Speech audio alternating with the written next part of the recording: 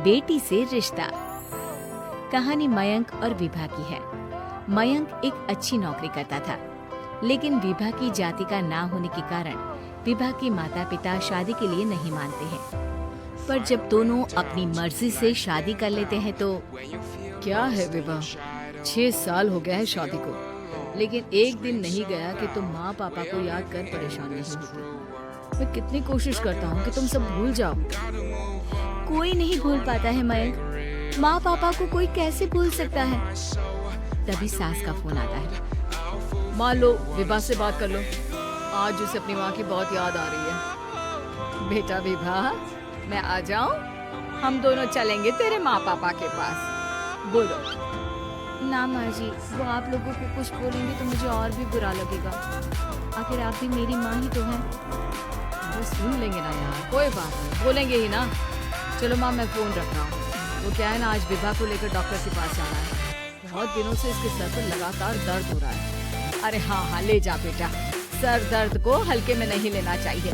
ऐसे भी ना बहुत सोचती बहुत है। मयंक माँ का फोन रख देता है और दोनों कार से अस्पताल जाते हैं। लेकिन जैसे ही वो लोग अस्पताल जाते हैं, विभा को स्ट्रेचर में नर्स उसकी माँ को लेकर जा रही दिखती है। मयंक, माँ, मयंक वो मेरी माँ है।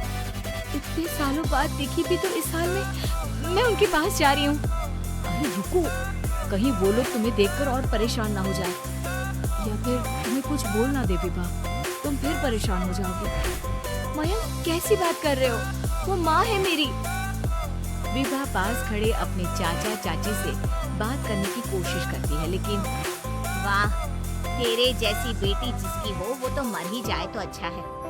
वैसे पार्क में पैर फिसला है तेरी माँ का, रीढ़ की हड्डी टूटी है।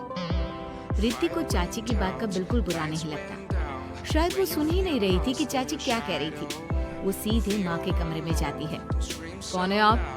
ये मेरी माँ है, मेरा नाम रिद्धि। रिद्धि नाम है ना आपका? दर्द में भी ये आपका ही नाम ले रही थी। हाँ, ये सुनते ही रिद्धि का कलेजा मुंह में आ जाता है। ये वही माँ है जिसने कड़े शब्दों में ये कह दिया था कि अब तेरा मेरा रिश्ता खत्म। फिर रिद्धि का पति मयंक भी वहाँ आ जाता है। सामने खड़े होते हैं रिद्धि के पिता। पापा, क्या हुआ माँ को? वो पार्क में गिर पड़ी, रीढ़ की हड्डी में चोट आई है।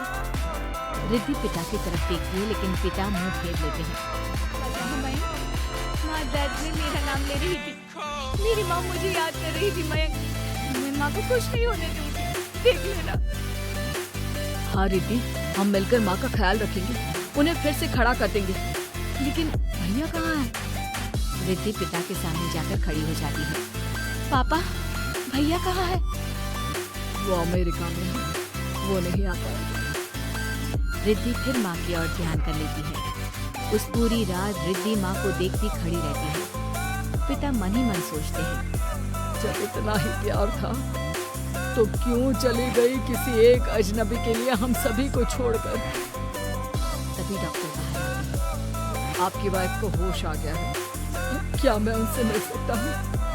जी नहीं, वो बार बार अपनी बेटी का नाम ले रही है। रिद्धि बेटा, तुम अंदर चली जाओ। माँ रिद्धि को देखकर रोने लगती है। बेटा, माँ के गले लग जा। मैंने तो सोचा था तेरा चेहरा देखे बिना ही मर जाऊंगी। ऐसे कैसे? भला मैं अपनी माँ को कुछ कैसे होने दे सकती हूँ? माँ उठने की कोशिश करती है, लेकिन वो उठ नहीं पाती।